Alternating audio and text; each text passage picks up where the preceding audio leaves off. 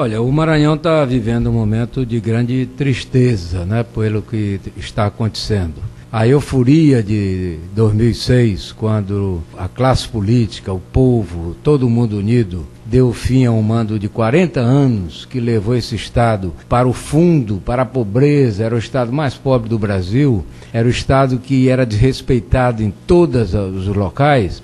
Aquela euforia daquele momento, quando nós pensávamos estar terminando com uma fase muito ruim da política do Maranhão e da parte econômica e social do Estado, hoje, através do que o ministro Rezec chamou de um golpe de Estado jurídico, utilizando a parte jurídica, tudo está ameaçando voltar atrás. Quer dizer, esse mesmo pessoal, a Rosiana, por exemplo, ela agora assumindo o governo, sem um voto da população nesse sentido, de querer que ela voltasse mesmo, porque ela perdeu as eleições, ela acaba eleita por 4 pessoas, 4 ministros, o que é uma coisa inusitada. Isso não pode acontecer em país nenhum, só em país africano ou tribal, porque não é possível que se desconheça mais de 1 milhão de votos que teve o governador Jackson Lago. Se o governador Jackson Lago tem que ser julgado, ele tem que ser julgado pela população que o elegeu nas eleições do ano que vem, não dessa maneira.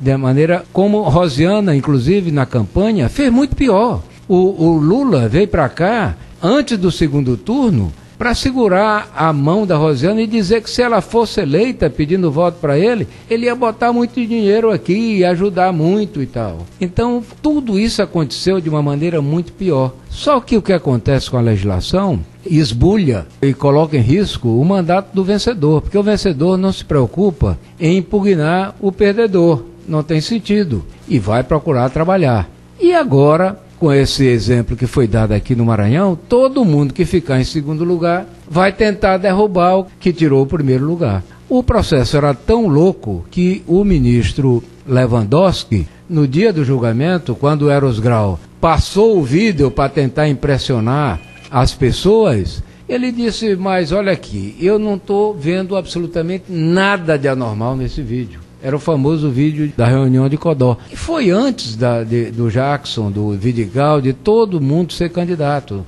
totalmente dentro da legislação. Forma que o que se vê no Maranhão é uma afronta à população do Estado. É uma afronta àquele que votou conscientemente, porque não teve compra de voto. Isso tudo é uma balela para entregar o governo para uma pessoa que perdeu as eleições, quer dizer, desrespeita-se tudo que foi montado aqui no Estado. E o resultado disso, não é? Por exemplo, quando a Rosiana deixou o governo em 2002, o Maranhão era o último estado em todos os indicadores sociais. Ela tinha feito uma reforma louca, que se ela fosse coerente, ela devia continuar do ponto que deixou, né? Porque ela dizia que aquilo era a coisa mais moderna que estava acontecendo no país, acabou com a Secretaria de Agricultura, não tinha indústria e comércio, não tinha meio ambiente, não tinha ciência e tecnologia, e deixou ensino médio somente em 59 municípios dos 217. Um absurdo, que só na cabeça de uma pessoa como ela, filhinha de papai, é que pode passar uma irresponsabilidade desse tamanho. Então, o Maranhão, quando eu assumi, no meu período de governo, o Maranhão que a Rosiana deixou, tinha toda a riqueza somada do Maranhão, pelo IBGE, valia 14 bilhões. Depois de 4 anos do meu governo, o Maranhão já estava com 25 milhões. E crescendo, praticamente dobrou a riqueza do Maranhão em 4 anos.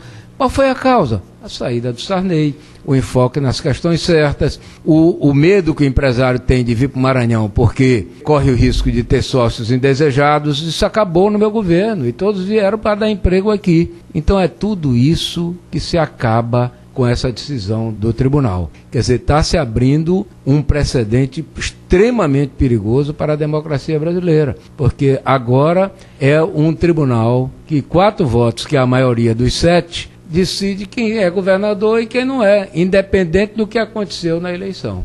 De forma que é uma tristeza para o Maranhão, é uma tristeza. Diante desse quadro, você como um analista político, conhecedor profundo da política do Maranhão, já é possível colher qual é o sentimento da população? A população, ela tem a rejeição de Rosiana, do Sarney, desse grupo oligarca é muito grande no Maranhão. Uma revista inglesa, ela falou que o Sarney era o senhor feudal, quer dizer, feudal nos traz aquilo quase da pré-história, logo depois, era quando tinha os reis que mandavam em tudo.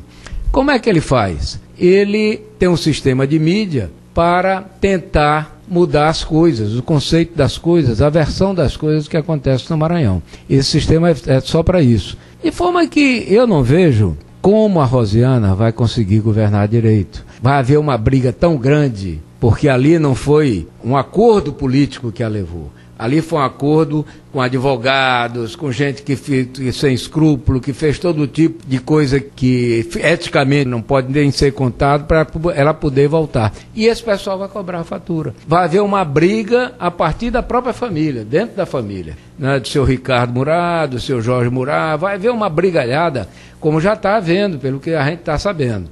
De forma que as ideias que ela tem, o discurso de posse, foi uma tristeza, gente. Ouvir de novo aquela lenga-lenga, aquela conversa fiada. Ela passou 8 anos, ela não fez nada disso que ela está dizendo. Que moral ela tem de vir prometer alguma coisa no Maranhão? Quer dizer, é uma tristeza para o Maranhão o que está acontecendo, porque não se pode ter nenhuma esperança de que esse pessoal que mandou durante 40 anos, de uma hora para outra mude e passe a priorizar a parte social do Estado. Numa entrevista ao jornal o Globo, destacado hoje, ela diz para não chamá-la de Sarney. Isso seria possível? É impossível, ela tenta sempre, mas é tudo conversa fiada. Essas brigas que o pessoal fica sabendo que ela teve com o Sarney, aquilo é exatamente porque a Rosiana quer escapar da oligarquia, não consegue. Ela é a pérola da oligarquia, ela é a soma de tudo. Como é que ela vai sair do Sarney, gente? Não tem condição de fazer isso.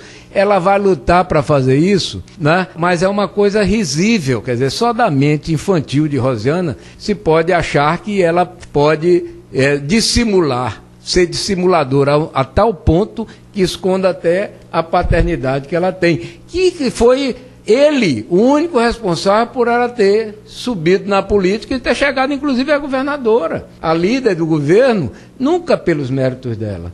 Aquilo tudo foi o pai, né? E que ela tenta repudiar porque sabe que a rejeição ao Sarney no Maranhão é muito grande. E eles sabiam que de jeito nenhum voltaria ao governo pelo voto. Agora tentam esse golpe jurídico. Quais as pretensões do ex-governador? Eu acho que, e eu vou colocar isso para a classe política, para os meus amigos, para a população, eu acho que a nossa briga tem que ser no Senado. Porque é no Senado que tudo se trama contra o Maranhão. É no Senado que não deixaram tentar evitar que eu fizesse um contrato com o Banco Mundial para combater a pobreza.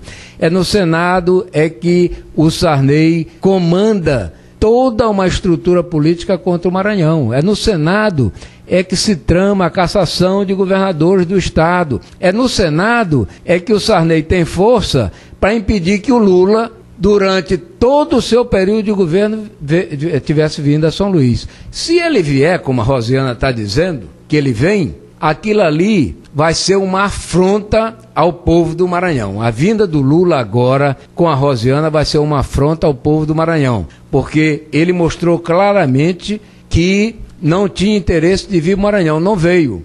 Cedeu aos caprichos de Sarney, que não queria deixar ele vir aqui. Agora, se ele vier, ele vai mostrar ao povo do Maranhão, ele vai dar um recado de que para ele não interessa a população do Maranhão. Para ele só interessa prestigiar o Sarney. E o Sarney não é o Maranhão. O Sarney, inclusive, é senador do Amapá.